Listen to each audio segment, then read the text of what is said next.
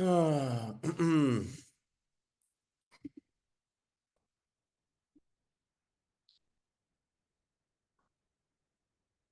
everyone. Let me just admit everyone here. Can you guys all? You're cutting in and out. There we go. Sorry. Um, Apologies for being a little bit late. And for some reason, I have such issues with this Zoom link that I've been provided, and I keep getting a link as an attendee, and I have to register for it. So I don't know what's going on. So I just wanted to apologize for being slightly tardy here. Um, Let me just. Had to try 3 times, 4 times before I could get connected. Yeah, I don't know what it is. Whatever software, to be honest with you, it's not even worth me trying to figure out. I guess the most important thing is that we're here now, and I have to work with Laura to just understand what is going on. Right, we have 38 participants. How's everybody doing today? Good. I think everybody has to register when they come on. It's the Yeah, way but they keep attendance. not the host. That's the problem. I have a separate link that I have been sent, and for whatever reason, it was in this. I had it in my calendar, and whenever it's either it's not there, and the only link I have is a attendee one. So again, I gotta put it on my to-do list to figure out. Okay, we're up to 40 now. How many are in the class? I have no clue, if I'm honest with you. I think the thing that would be helpful is to have kind of someone monitoring everyone who comes in, because when I was presenting last week, one of the things I noticed is like it's incredibly disruptive to the presenter when you have like people asking to be admitted. And if I'm speaking, it comes up and it's like, okay, I have to keep admitting people. So we got to figure out just a better way, because I want to make sure everyone is able to participate. So it looks like we're at 40 right now. And because we're 7 minutes behind, I'm just going to start. Let me put up my presentation. One of the things I wanted to share with you guys is I was looking at some of the old work that Mike had presented. And one thing that dawned on me is that some of the presentation slides that he was sharing, they didn't have a lot of, let's just say, meat in them. And what I mean by that is they were great slides to kind of drive the conversation. But I wonder, and you guys will tell me eventually, um, if you guys felt that after the call, you were left with, really substantive takeaways, and things you could kind of refer back to. And one of the things I wanted to do is I'm taking a look at all the materials. Hello? Let me share real quick. I'm taking a look at all the materials, and I just want to make sure that you guys have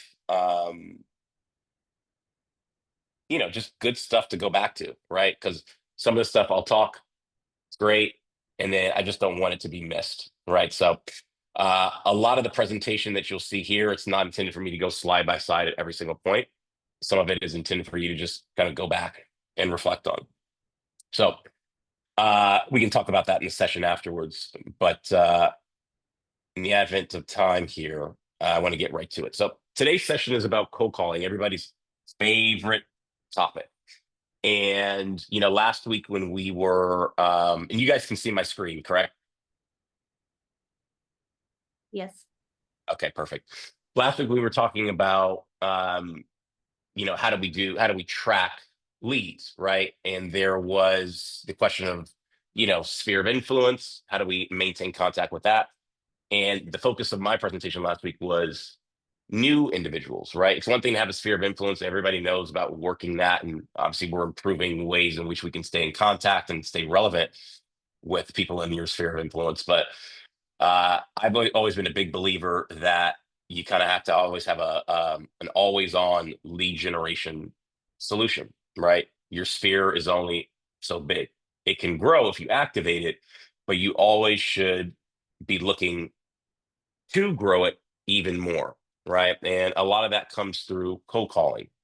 And I'll tell you this, when I first started in my first job was not real estate, and someone told me I had to cold call, I literally almost had a panic attack, right? The thought of me having to put myself on the line and be a salesman and getting rejected was just a lot for a young 23-year-old.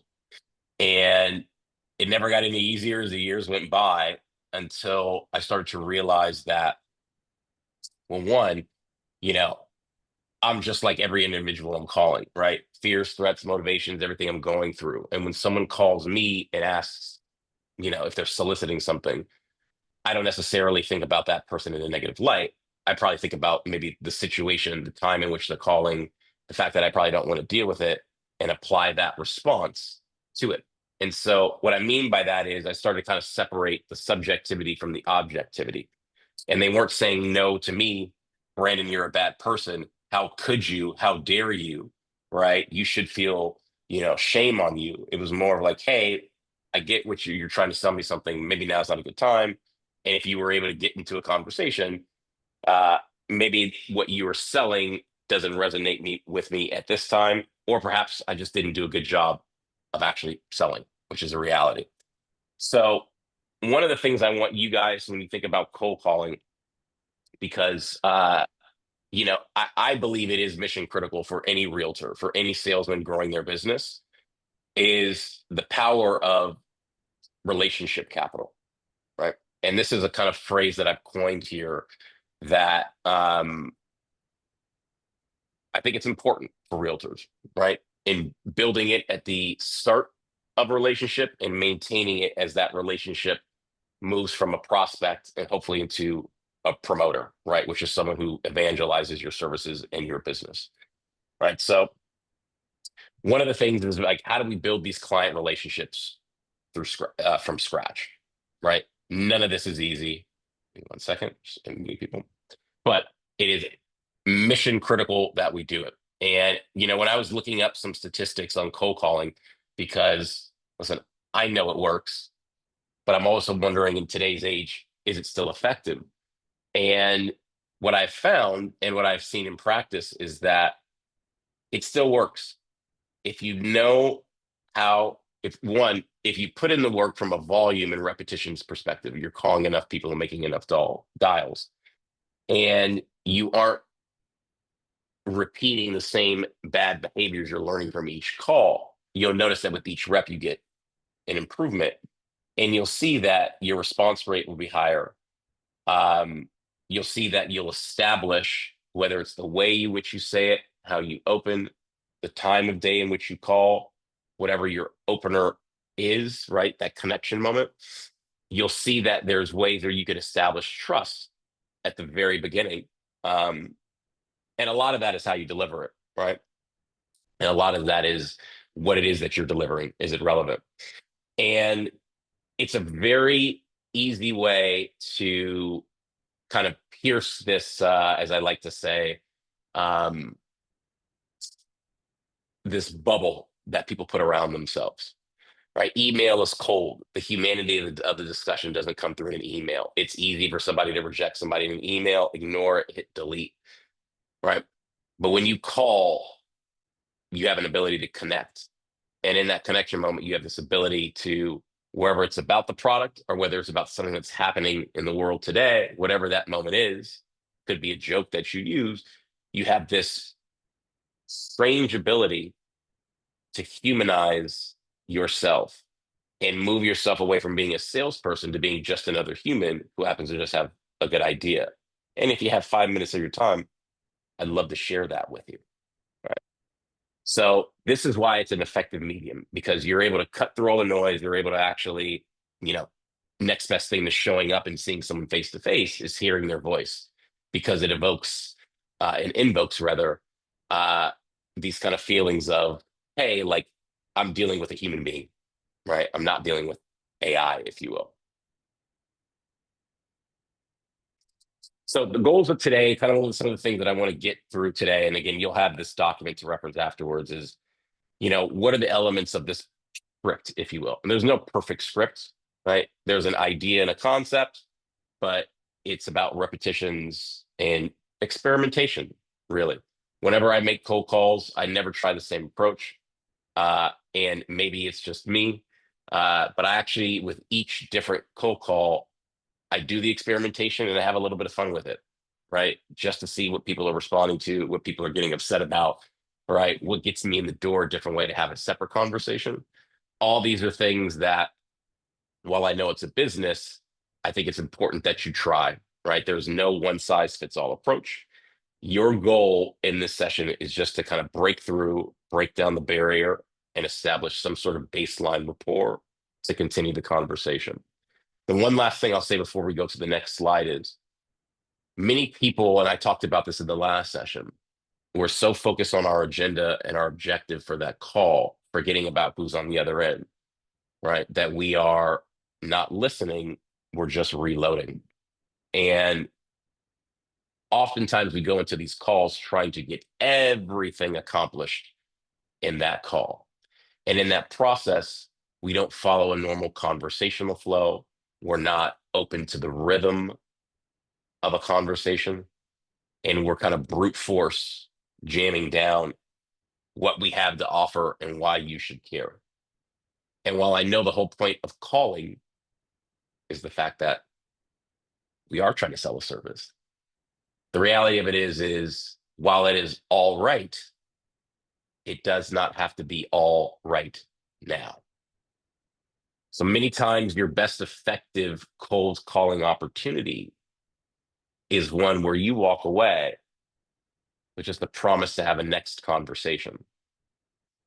And when that usually happens is when you're listening and picking up on the cues around you. So how that looks like in a conversation is, hey, Joe Johnson, this is Brandon Weaver, calling from Compass, wherever you're calling from. I have an interesting opportunity. Would love to share with you if now works for you. I realize that you're a working professional, might be busy, but what I have is I think you'll find really interesting. So you might find that someone is stressed by the pace in which they're saying, seems preoccupied. And just by your ability to recognize the fact that they might be a busy working professional, and you know what it's like to be a busy working professional and how important time and capacity is, you start to build a rapport behind the scenes that you probably don't even know, right? The empathy piece. By you saying, if now's not a good time, totally get it, right? And setting up another time to talk, you've gained credibility in that person's eyes. So that individual moves from this stance, and I tell people at our team at Voyage, moves from this, I'm fighting you like this with their fists up, which a lot of people are when you call them.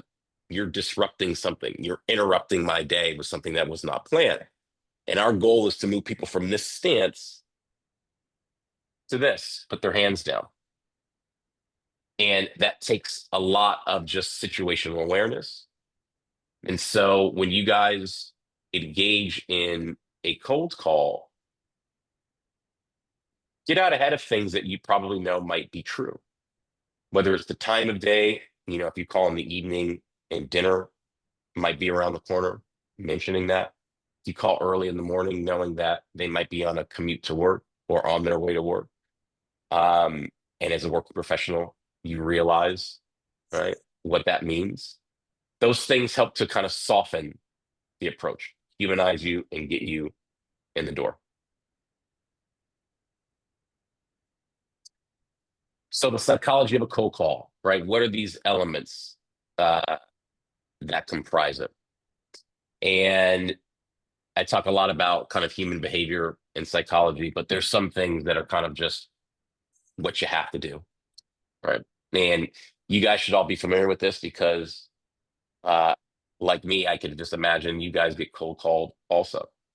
And what's really interesting too is when I get cold called, I actually accept the cold call because I want to see if they're able to actually convince me and sell me on something and reflect on what they did that got me to actually care or to not hang up, right? You can learn a lot by actually watching others cold call you and how they do it. But as we go through the anatomy of it, the first 10 seconds are critical, and this shouldn't be a surprise to anybody, right?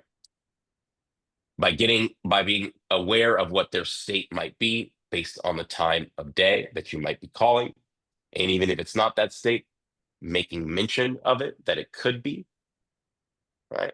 That's the respect. I respect your time. And making sure that one, that you establish why you're calling, right? And if it is an idea, if it's an opportunity, um, that's kind of the thing that gets somebody excited. So last week we talked about ways in which, a cold call could be effective. And, again, if we went through your network on LinkedIn and let's just say it's not as cold as a cold call, but like you saw that there was a connection, you could easily start with, hey, Mr. Johnson, this is Brandon Weaver. I see we're actually connected through a mutual friend, right? Automatically goes from this to this, right? If it is as basic as a standard cold call, like basic cold outreach, you have a person's name and number and calling, uh, softening that approach, uh, making yourself seem human and not another AI bot, right? Which are making the majority of the cold calls these days anyway. But it's that first 10 seconds that's critical, establishing who you are, essentially where you're calling from, and the fact that you have something that is worth their time, right? That is what you want to establish in the first 10 seconds. And a large part of this is, and this is kind of what I think has been a ingredient for my success. I'm not saying it's necessary, but it's certainly helped me, is the energy that you call it. So I think we talked about it last week in the session following the coaching session around, you know, people want to feel as though, uh, they're inspired, right? Or that they should care. And everybody's looking for, you know, we think everyone's looking for a new opportunity. And if you approach a conversation where you're calling to introduce a new opportunity and you're not excited yourself, it's going to be tough to find the other person on the other end getting really excited. Right. So that's where the energy in which you present the thing which you're sharing, it could be the applying a scarcity tactic to it. Right. I'm hopping on the phone telling people about this because this opportunity won't last a long time, which is why I wanted to get a hold of you. And it just could be creating the conditions that force them to care, bringing those forward, right? So, hey, I just was on the phone with another client, saw this interesting opportunity, immediately want to get a hold of you because I don't know how long this is going to last for. And I was able to help Ms. Johnson. So I figured, hey, let me reach out to everybody in the neighborhood and see if I could possibly get a hold of them to help their situation. Again, whatever it is that you are presenting to them, having this presenting this feeling of you have credibility, you've helped someone, you have something that's in demand, and that there's a time constraint. A lot of these things bring people to the table faster and make people care faster. The worst thing that I've seen on any cold call, and we've all been there, part of it is the discovery process, right? Where the person calling you doesn't seem really confident. They're asking basic questions that, frankly, they probably should already know before getting on the call. And it seems like it's going to get forever until they're trying to sell me on whatever it is they're selling me.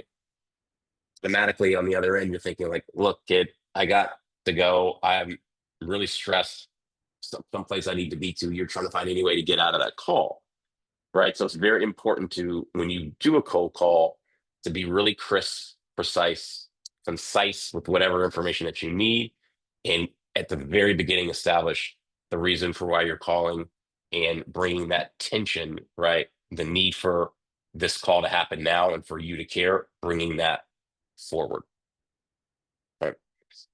So I want to pause here because I've been talking. I just want to make sure that, this is making sense to people as I go through this. It's one thing for me to say it, but it's another thing, whoops, for me to actually, you know, hear it from you guys to make sure that it's actually like, is this stuff resonating?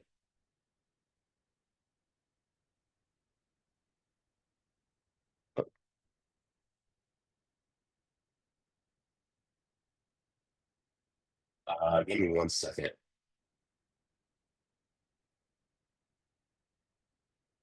Why is this not?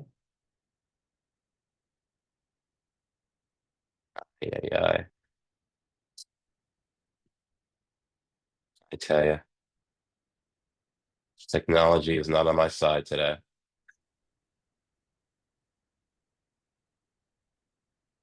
Give me 1 second, guys. There we go.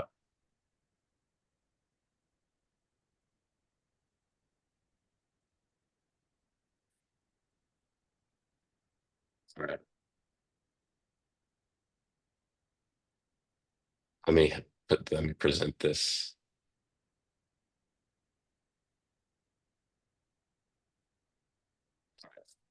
Um,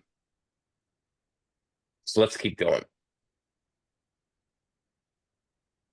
So we talked a little bit about the script structure, right? What are the elements of it? Some say it's formulaic. Uh, I actually don't follow a formula. The only piece to this that I really follow is the opener, right? Which is establishing who you are, right? Why you're calling, the value statement, right? The discovery question, I actually tend to think sometimes might annoy people, but I tend to not go to step 3 until I get a sense of that person's attitude on the other end, right? Whether or not they're open to this conversation, whether or not they're moving at a pace that would suggest that they don't really want to have this conversation right now. And what I do after establishing the value statement and getting their responses, either keep going with whatever it is that I'm trying to sell, or set up a time to talk, to follow up, right? Where we can talk about whatever it is, the thing and the opportunity that I think is so valuable for them. So at the outset, I talked about the ability to actually sit, deliver, listen, and then process what that person is saying and kind of sit in that moment and be human and then kind of direct what's the best path moving forward, I think is critical. Where I see people fail is when they're doing this, they're repeating the kind of same strategy, they're not listening to the person on the other end, and they're not mindful of um, what that person's saying, kind of like the words beneath the words, if you were, the feeling beneath the words. Right. So in your guys' seat, as you think about cold calling, the worst thing you could do is be inflexible in these discussions. I think the best attribute and best thing you can do when approaching a call is, one, making sure you have enough information prior to making to that call, not to sound creepy, like I know about you, to the point of like something personal, but something that might be a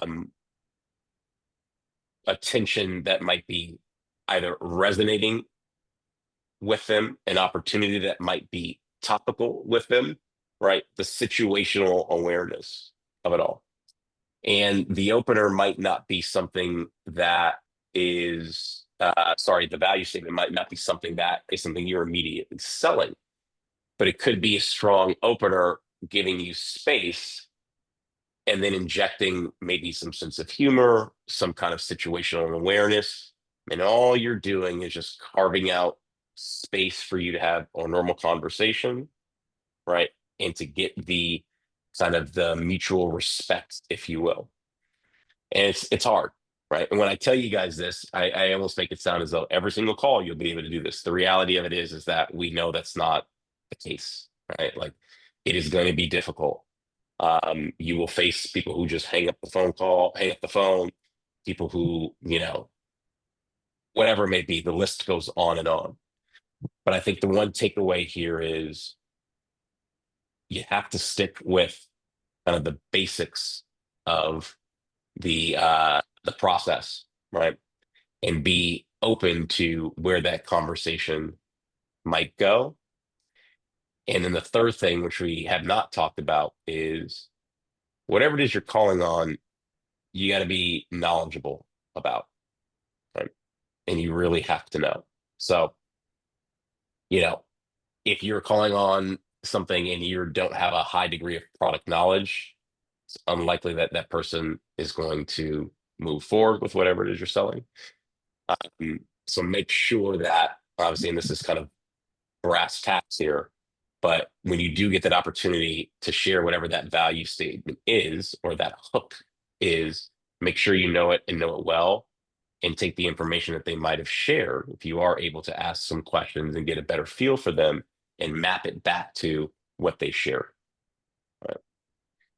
And what that looks like is, so I heard you say this, this, and this.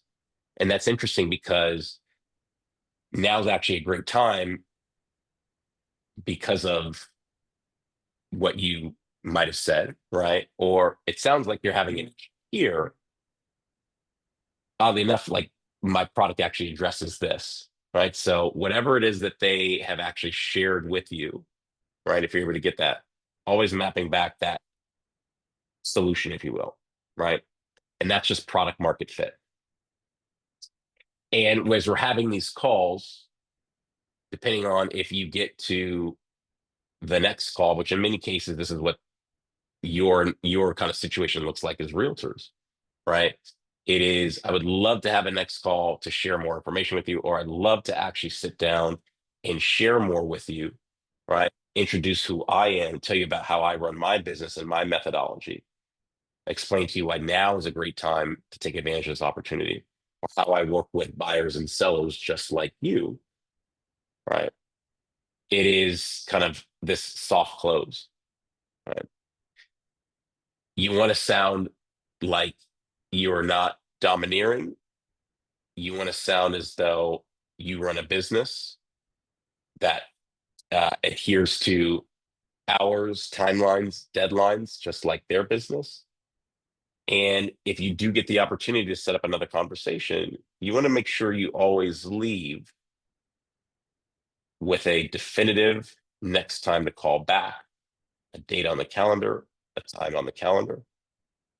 And by doing that, you hold that other person accountable and improve your chances of when you do call at that time that they'll answer. Because no one wants to let somebody down, especially after taking that much time.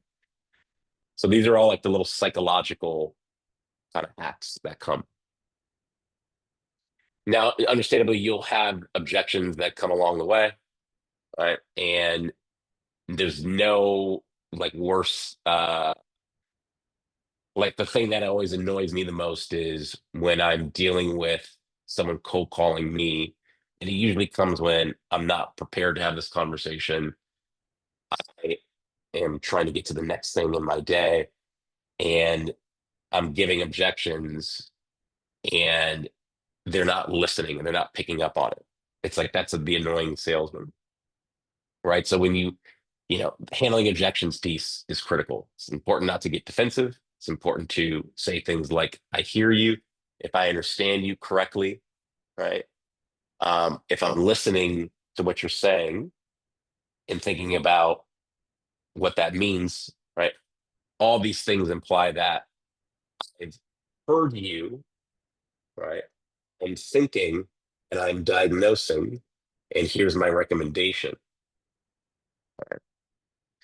And this is extremely critical because a lot of people don't do that. A lot of people, when they hear an objection, they just wilt, right? They don't know how to respond, and they say the first thing that comes out of their mouth, right? And it's usually not elegant. It usually doesn't buy them enough time to really like reflect and think what's the best thing to say.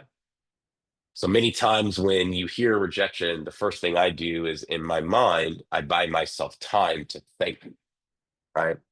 And that is by saying things like, if I hear you correctly, or totally makes sense, right?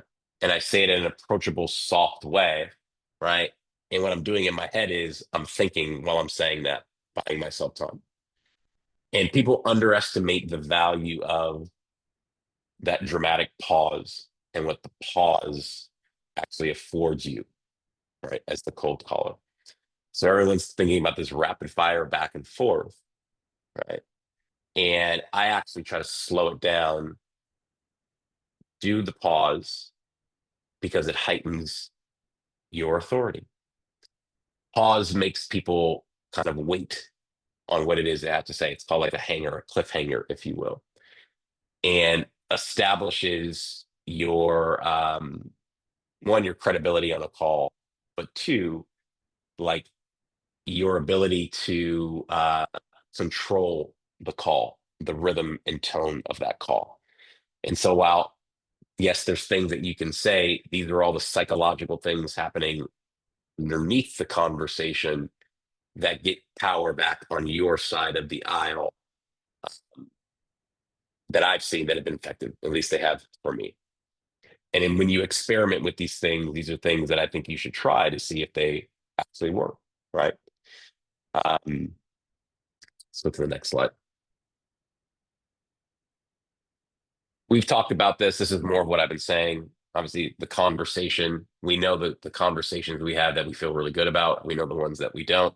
The ones that we feel really good about tend to be one where we feel like we've built a connection with someone, right? Where there's a likability established, right? Face to face, it's easy. We use usually how they look, how they approach us over the phone. It's the same thing, but in an auditory perspective, right? So the tone in which you use, right? Are you domineering or are you soft, right? Are you respectful of my time, right? Are you just trying to bully what it is that you want during this call, right? And you make it feel as though they're special, right? I brought this to you. I noticed something and I thought you'd be a perfect fit. All these things make it feel like, oh, wow, like this person, whether it's true or not, this person actually is thinking about me or is mindful of what's happening. And then just listen more than you speak. I think one of the things that we have seen and happens time and time again is, and it goes back to what I've been saying, it's let me push whatever my agenda is across, right? Once you're able to get that person to move from this stance to this, I found that what buys me a lot of equity and goodwill with people is letting them talk, right? Usually when they walk away from that conversation, they think more favorably about you. And it allows you to change the kind of shape of that, what that next call is like, and have you kind of break through a bit faster and more effectively. Lastly, here, as we end, this is a slide I wanted to put together called like a toolkit. Right. So naturally, when people think about going out to cold call, there's probably going to be a bit of hesitation. They'll probably find every excuse not to do it. You know, I got to get my papers organized. I got to do this. All right. There should be a checklist that you have with you, right? Making sure you're kind of doing these things. We talk about optimal timing, the morning time block versus the evening. I always like the evening after people have decompressed. If you're like me, the mornings are hectic. I'm getting emails. I'm just trying to keep up. The last thing I need is somebody calling me about something I don't need, right? Let me get home, reflect on the day. I'm in a much more calming state of mind um, before I go to dinner and get distracted. To me, that's always been a better window. I always stand when I call. There's something about the confidence that I have, the fact that I can do something with my hands, move around. I'm just generally more creative standing up than speaking.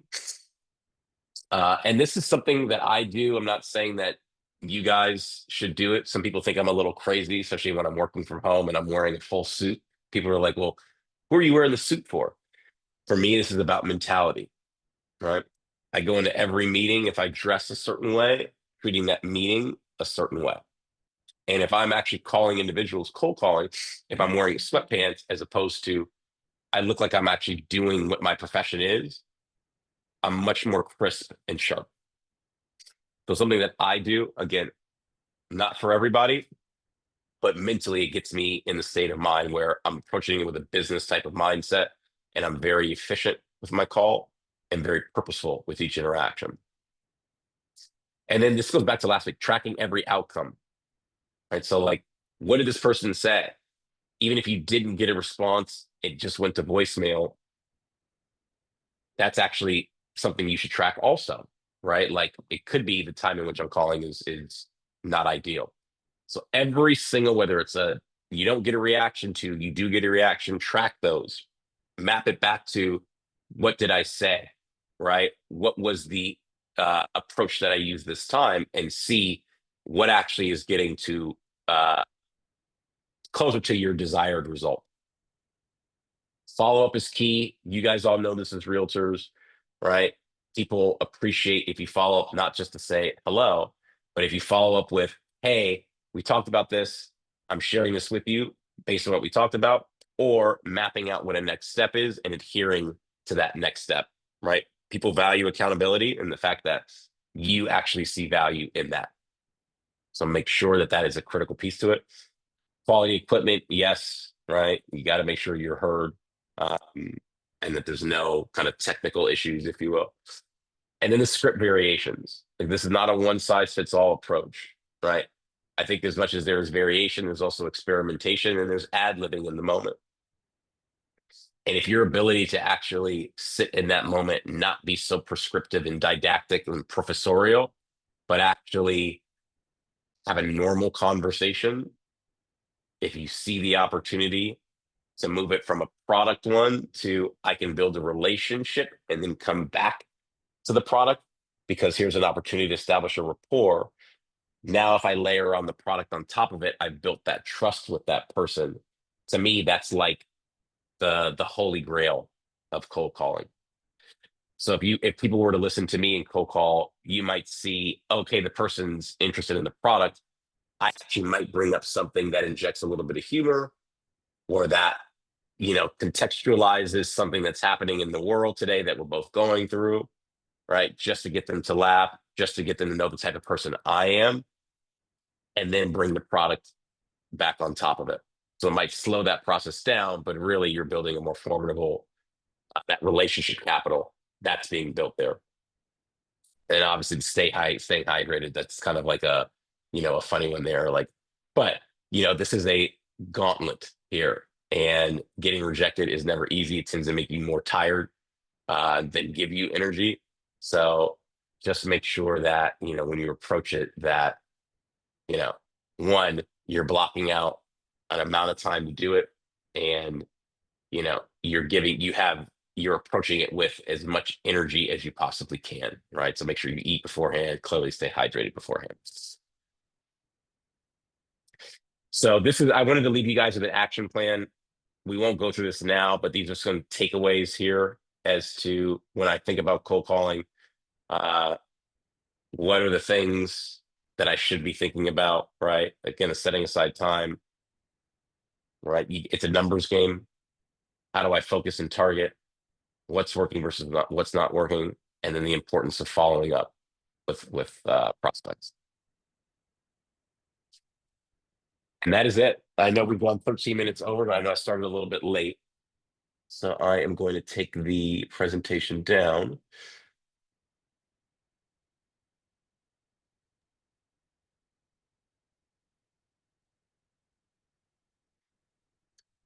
Right.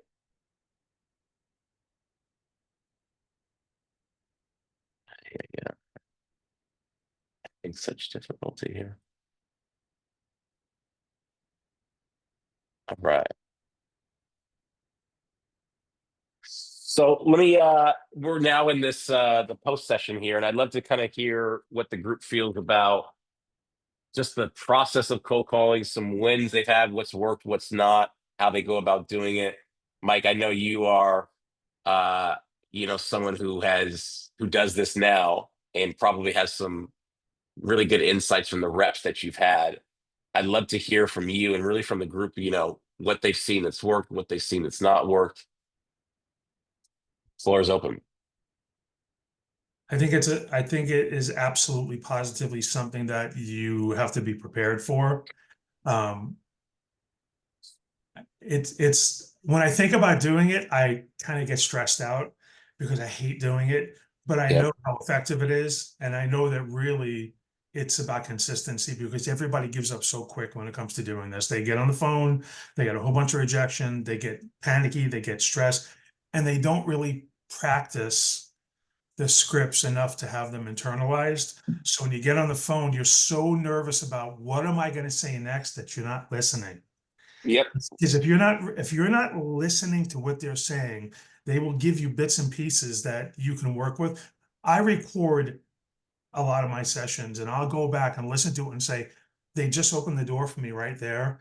And I just Yep. wasn't listening because I was so concerned about what am I going to say next and how am I going to handle that objection. And honestly, if they're going to talk to you, they're going to talk to you.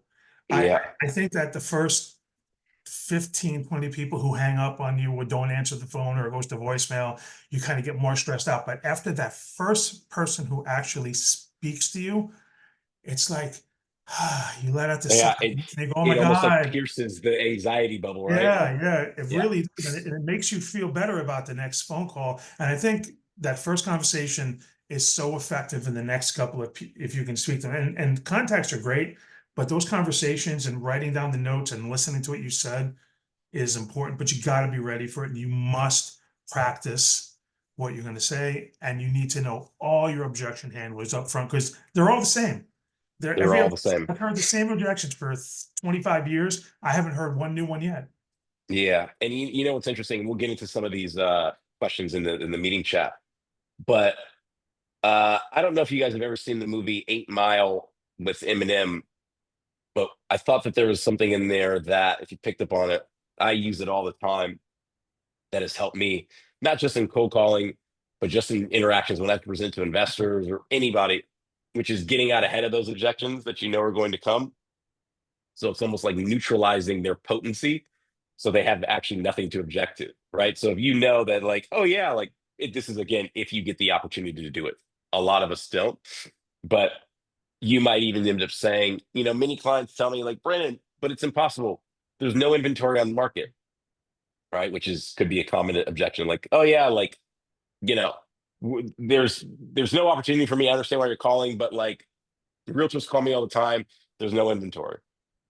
You actually might have a solution for that, right? That you can actually, if you mention that ahead of time, knowing that that could be a complaint and already have a solution to address that, it just neutralizes the impact of that, right?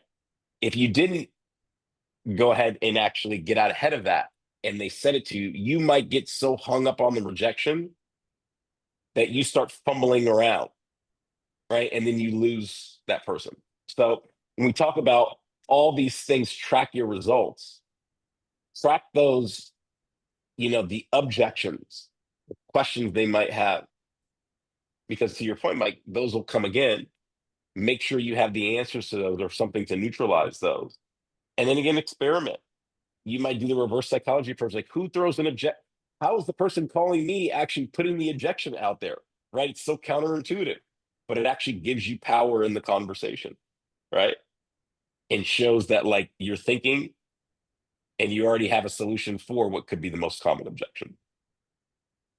There's one other thing I didn't get to mention here because it's actually funny because we talk about cold calling, but there is the situation where nobody answers and you have to leave a voicemail.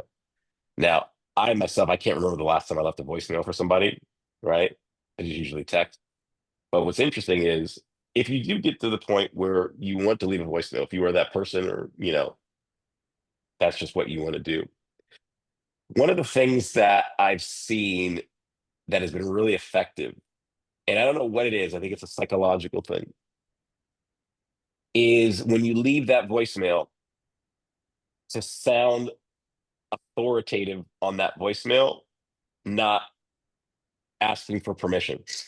And what that means is words like, hey, Mike, this is Brandon calling from, and changing it to, Mike, this is Brandon calling from Compass. I got an interesting opportunity and I'd love to share it with you. Let me know if you have time to talk around 3 p.m. this afternoon.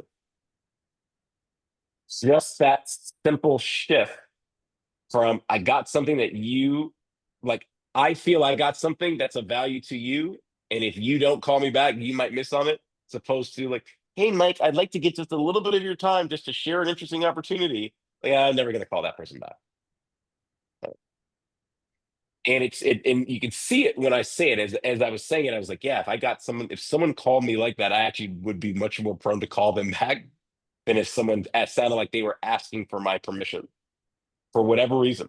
And I don't know if that comes back like if we were a child and maybe that's how our parents were talking to us when they got upset with us about something. So we're like, oh man, I gotta, it's bringing something forward that I got to deal with. Whatever it is, our job is to not try to understand it. Just know that this is how human beings, this is the behavior and psychology around it all, and to actually take advantage of that and use it to our advantage. Let's go through some of these questions here. Have you tried? This is from Alex. Have you tried pattern interruptions, disqualification at the beginning of a call? Like, this is a cold call. If you want to hang up now, no problem. Paraphrasing, more refined scripts, but that's the general idea. Uh, you know, I've seen people do this, Alex. I'm not necessarily a fan because it actually, in a way, either delegitimizes or makes me secondary in the conversation, right? So it almost like neutralizes the effect and impact of what it is I have by saying, this is a cold call. Like, yeah, they know it's a cold call. I don't even know who you are, right? Thanks for announcing it, right? And if I have that time, it's like I almost don't want to use that time to ask for permission. I'd rather use that time to reframe it and build this idea. I have something of value here because you got a few moments with them. I understand why you asked, right? Because just by asking for permission, there's the, hey, I respect your time. I think if you're going to go that route, I just think there's a better way to do it than if you want to hang up now, like, yeah, I want to hang up now, right? Like you're giving me permission to hang up now. Like if you're saying, if you're giving me permission, I'll definitely take it, right? Thank you. You let me off the hook, right? That is how I feel. And I just think there's softer ways of doing it after you get through your initial kind of preamble, if you will, saying, hey, listen, I understand now it's not a good time. Things like that, that kind of get you to the same place, but don't delegitimize or diminish you in a call. Susan, if the caller doesn't introduce themselves first and last name, who they work for, I will hang up immediately. They start talking to me like I should know who they are and they're a good friend. I have no idea time for what they are selling. Yeah, I agree. They haven't established that rapport yet, right? So it's critical. I think we were saying this, that like you tell them who you are, make it clear who you're calling from, um, and why you're calling. I think those are the three things in those first 10 seconds you gotta establish. And it's a decision on them. They're gonna make the decision to either want to engage or not. Right. But I think if you're just immediately going in and being like, hey, Mike, it's Brandon Weaver, like, oh my God, can you believe the Ravens won the game today? Crazy. And like you're like, whoa, whoa, whoa. Like who are you again? And why are you calling me? And it's a violation of your personal space. So that you're not gonna have a good uh feeling about that person. So yes. Diana, of course. I think it's critical that you guys have these slides because there's just stuff that you won't remember that you guys need to reflect on. So we'll make sure to get those slides to you.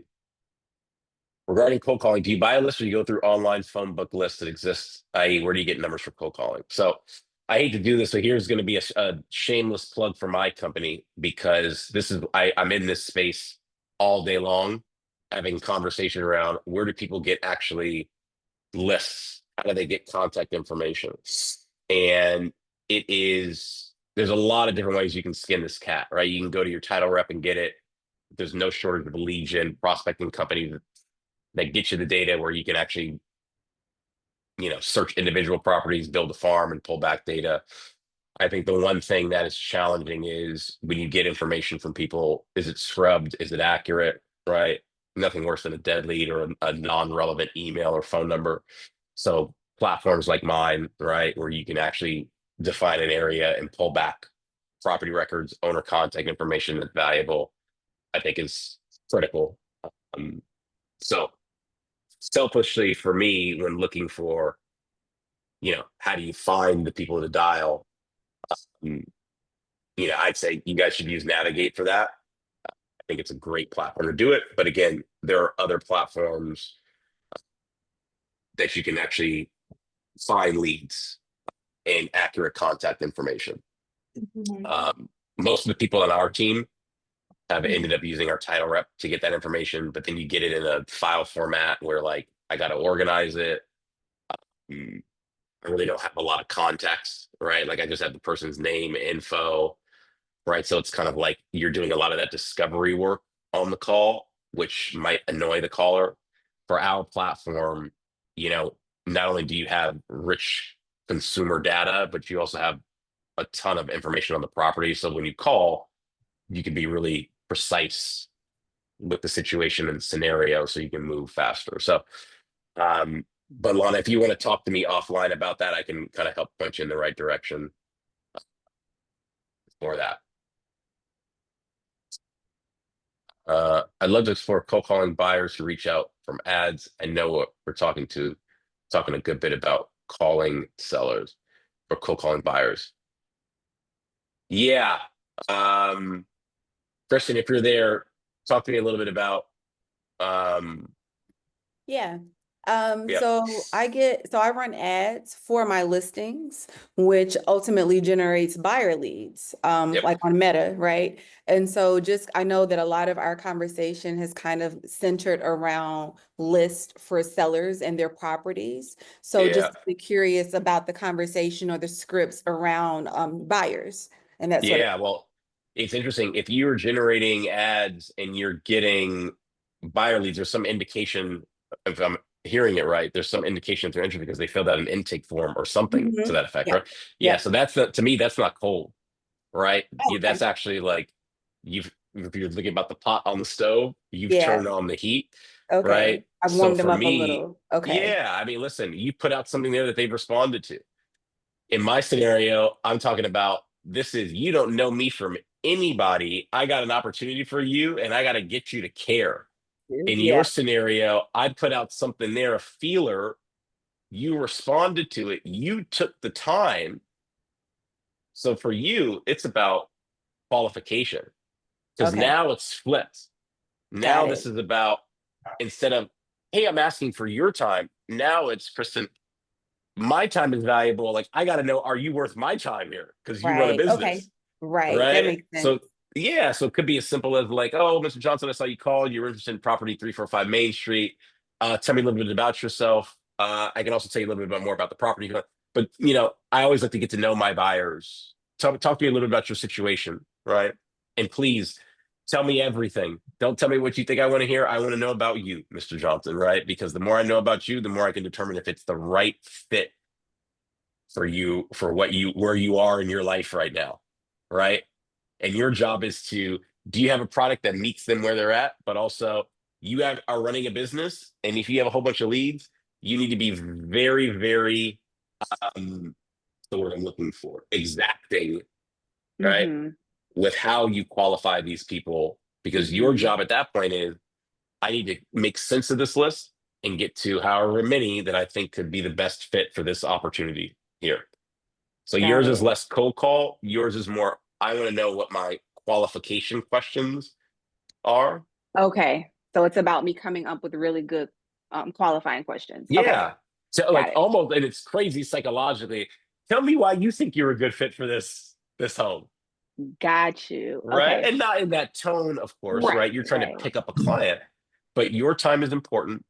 You want to make sure that they understand the scenario, right? Like I found I was talking to someone, my next door neighbor, and they were going through this process. And it was clear to me that she had no idea what qualifying for a loan was versus the home buying process. Mm-hmm. Right. Mm-hmm. So when she was telling me about like, oh, I'm interested in this home, she's like, I talked to this person and they pulled my credit.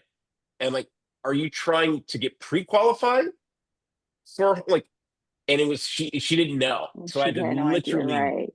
dial it back and let's Right. decouple these things Right. and understand what is it that you're in search of, right?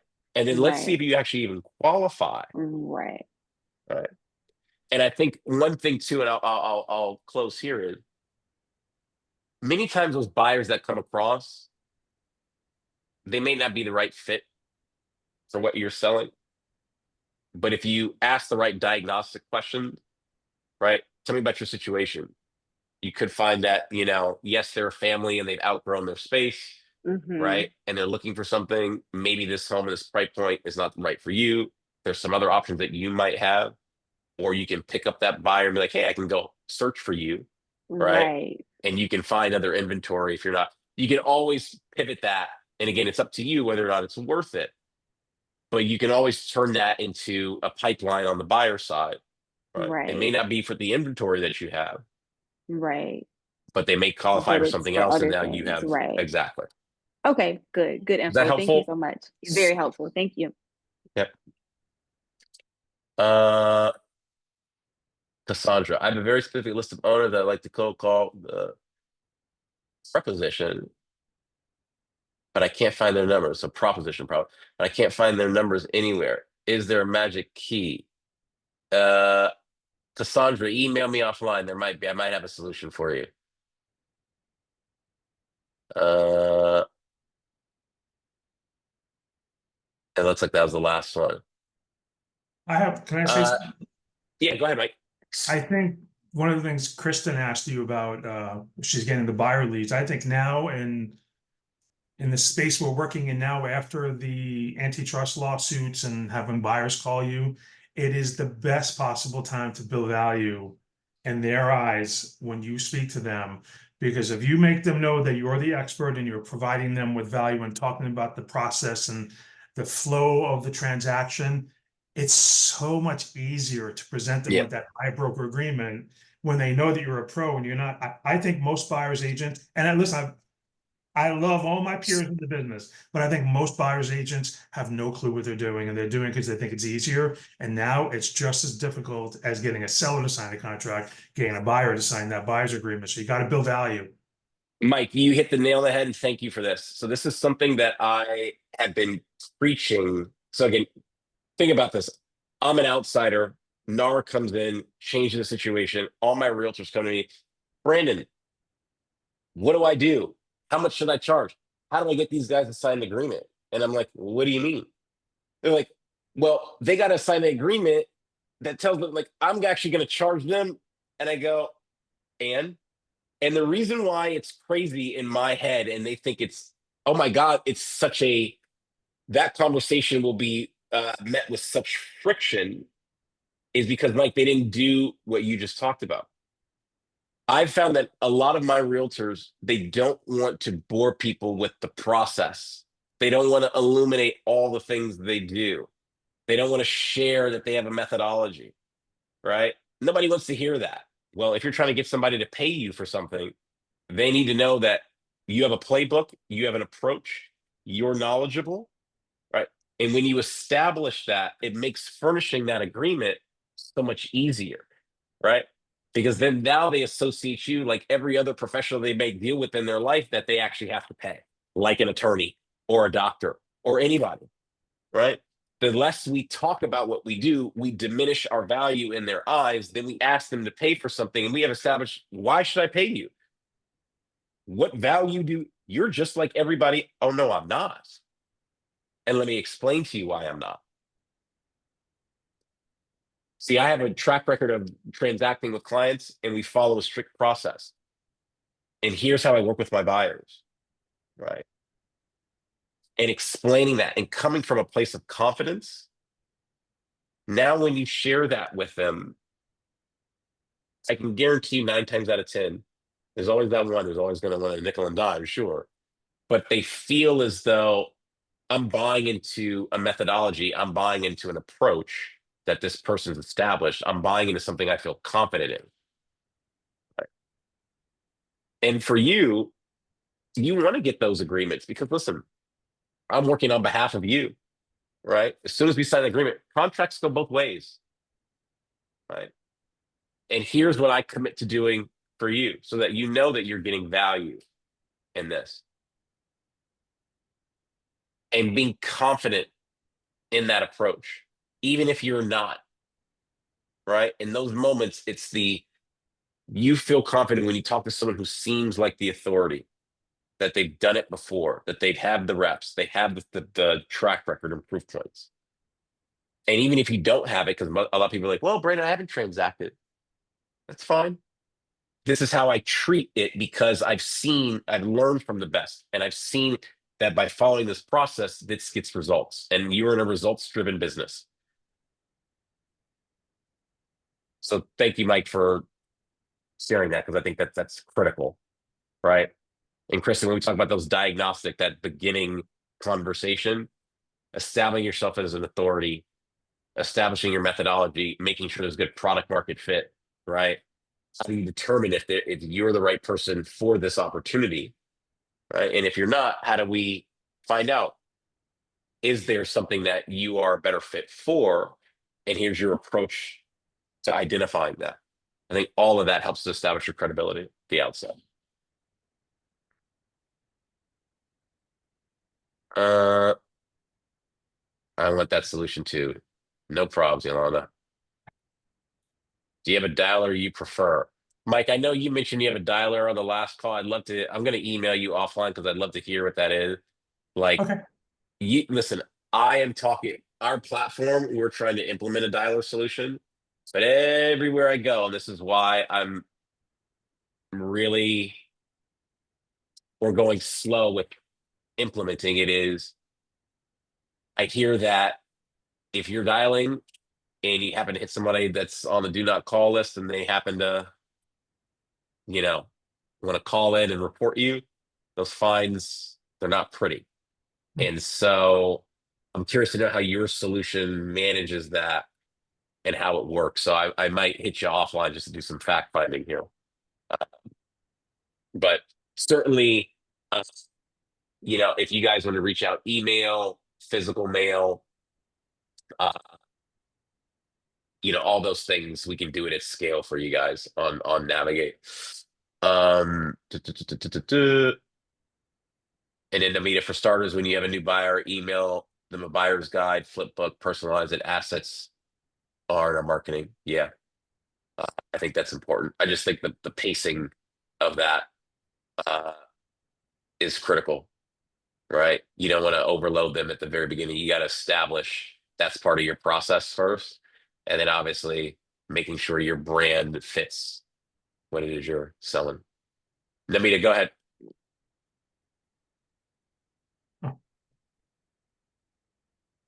Namita, I saw you raising your hand.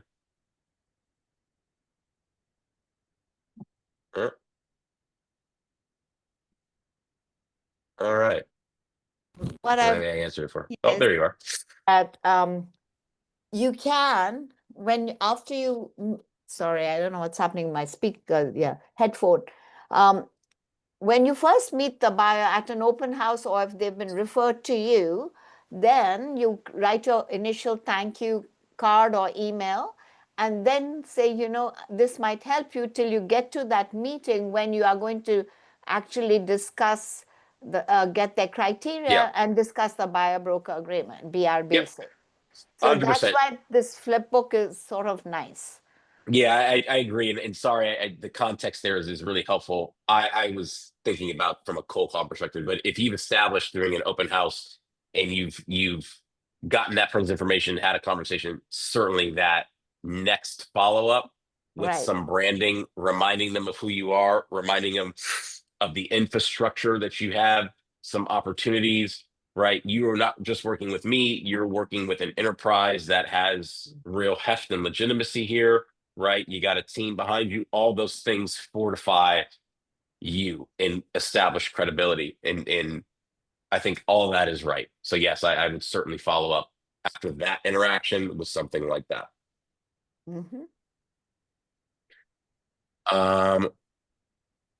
All right. I think we're over time. So I'm going to conclude here. I'll make sure that this presentation gets distributed to you guys so you guys have it. And I'm not sure if you guys have my email, but I'm gonna type it in the message board.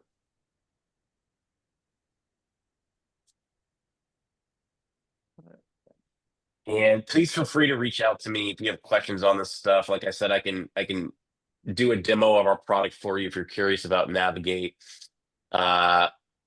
We will be going live to really all of Compass in June, on the 1st of June. So we're just working out some kinks on the background, but we're really excited about it. But I think from a cold calling perspective and reaching as many people as possible efficiently, not doing all the manual work that goes along with it, which is just, it's a pain. I think we're really a great solution.